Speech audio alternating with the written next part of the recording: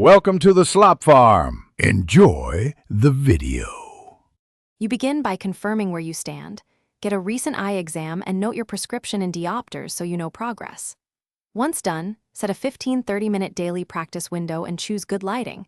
This matters for stimulus and strain. Now, start the first exercises: palming, near-far focus shifts, and gentle saccades. Make sure to wash your hands, sit comfortably, and keep a 20-20-20 timer nearby. This establishes habit and measurable effort. Now you shift into consistent execution. Commit to a 6-week routine where exercises gain small increments in difficulty so your eyes adapt. Once comfortable, use the 20-20-20 rule. Every 20 minutes look 20 feet away for 20 seconds and cut continuous screen time by about 50% across weeks. This retrains focus and endurance. Also, prioritize nutrition because cells need building blocks: omega-3s, vitamin A, zinc, and stay hydrated to support retinal function and recovery.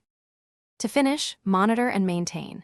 Keep a daily log and take simple photos of reading distance to compare.